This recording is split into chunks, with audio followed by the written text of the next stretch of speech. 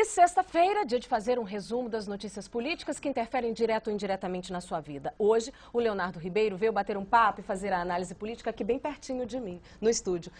Bom dia, Léo. Oi, Camila, que dia bom dia a todos. Né? Pois é, a política também foi bem agitada essa semana. O governador Arruda, ele está nos Estados Unidos e o presidente da Câmara, o deputado Leonardo Prudente, também está fora do país. Mesmo assim, foi uma semana intensa. É verdade, a ausência do governador, do vice, que também esteve fora, e do presidente da Câmara foi um prato cheio, principalmente para a oposição. E sabe por quê? O vice-presidente da Câmara, o deputado Cabo Patrício, é do PT. E ao assumir a cadeira de chefe do Legislativo, retirou da gaveta projetos que incomodam o governador. E mais, deixou que fosse lido ontem o pedido de CPI para investigar denúncias de má gestão na Secretaria de Saúde. E instalou a CPI digital. Essa sim deve dar mais dor de cabeça. E essa comissão ela vai investigar supostas irregularidades na Secretaria de Ciência e Tecnologia, é isso? Esse assunto esteve muito em discussão em junho. Com o recesso parlamentar, os ânimos se acalmaram, mas agora é definitivo. Vão ser pelo menos 6 meses de trabalho e já tem reunião marcada para segunda-feira. O governo dormiu no ponto e agora vai ter que lidar com o incômodo de ser investigado às vésperas de ano eleitoral. O detalhe é que o partido do governador ficou de fora da comissão, que tem como integrantes Cristiano Araújo, do PTB, Bispo Renato Andrade, do PR, Brunelli, que há poucos dias pediu desfiliação do Democratas, Batista das Cooperativas, do PRP, escolhido relator, e Cabo Patrício, do PT, que vai presidir a investigação. O início dos trabalhos da CPI se dá no momento oportuno para a oposição. O governador José Roberto Arruda está nos Estados Unidos e o presidente da Câmara, deputado Leonardo Prudente, também está fora do país, o que deu autonomia ao vice-presidente, o deputado Cabo Patrício, do PT.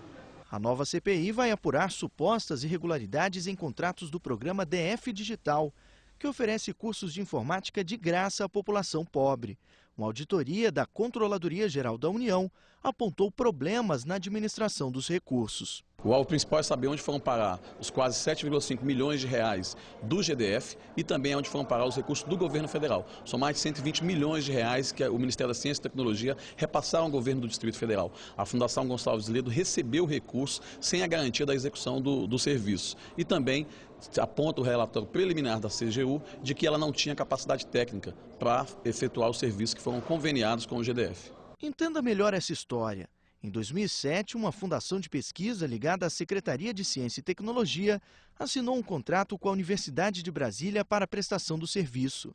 Em seguida, a UNB repassou a tarefa para outra fundação, a FEPAD, vinculada à própria universidade. Mas também não foi essa a instituição que fez os serviços. A FEPAD contratou 2 empresas que doaram dinheiro para o secretário de Ciência e Tecnologia, Exalci Lucas, quando ele foi candidato a deputado federal em 2006. O secretário de Ciência e Tecnologia, Exalci Lucas, nega qualquer irregularidade. Os representantes da Fundação Gonçalves Ledo, que devem ser os primeiros convocados para prestar esclarecimentos, não foram encontrados para falar sobre o assunto. É a terceira CPI dessa legislatura, Leonardo? Camila, e se sair da saúde, será a 4ª.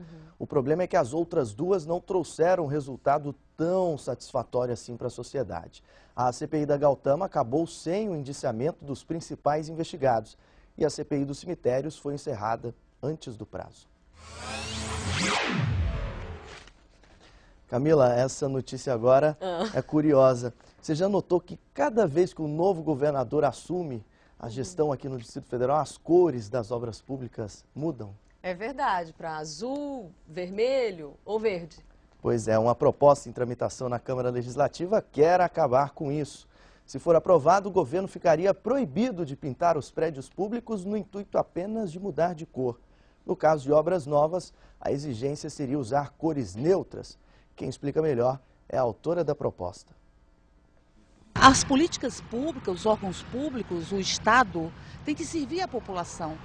Quando você pinta de uma cor, a cor associando a sua campanha eleitoral, você em verdade está se utilizando de uma política pública que serve ao povo do Distrito Federal para propagandear a sua própria gestão e a sua própria pessoa. Para uns a ideia é bem vista porque pode significar economia, afinal não vai ser preciso repintar as obras a cada 4 anos. Mas para outros, Camila, que tem nas cores um verdadeiro símbolo, esse projeto não vai sair do papel tão cedo. Vamos saber a opinião? Você pode dar a sua opinião, se você é a favor ou contra esse tipo de iniciativa. Participe na nossa página na internet, vai ser legal. O endereço é g1.com.br/BomDiaDF. E ainda falando de GDF, Leonardo, o governo publicou um decreto que regulamenta o plano privado de assistência à saúde. E fica a pergunta, quando ele vai estar em funcionamento, quando as pessoas vão ter realmente em mãos o cartão do plano e vão poder procurar um atendimento médico? Camila, as operadoras ainda vão ser escolhidas por licitação. Somente depois os servidores vão escolher entre as operadoras cadastradas. Há essa opção de escolha. 160 mil servidores, incluindo inativos e militares, vão ser beneficiados. O plano deverá ter cobertura ambulatorial e de emergência, incluindo tratamentos fisioterápicos e também psicológico, com internações e consultas ilimitadas. A projeção de investimento anual é de R$ 25 milhões. No Senado foram votados novos pontos da reforma eleitoral. O texto principal foi aprovado, com regras mais flexíveis, por exemplo, para os debates no rádio e na TV. Leonardo, mas tem muitas dúvidas ainda. Olha só, uma delas, como os sites de internet vão cobrir a campanha eleitoral? Foram estabelecidas as regras para o uso da internet nas próximas eleições. Nos sites de notícia, fica permitida a propaganda paga só para candidatos à presidência da República. As empresas de comunicação na internet e páginas próprias de provedores ficam proibidas de fazer campanha ou propaganda eleitoral de graça e não poderão usar imagens de pesquisas oficiais ou informais com entrevistas de eleitores. Já os blogs, assinados pelos autores, páginas pessoais como o Orkut ou de mensagens instantâneas como o Twitter e correios eletrônicos ficam liberados para a campanha. Os jornais impressos podem continuar sendo reproduzidos na internet integralmente como é hoje.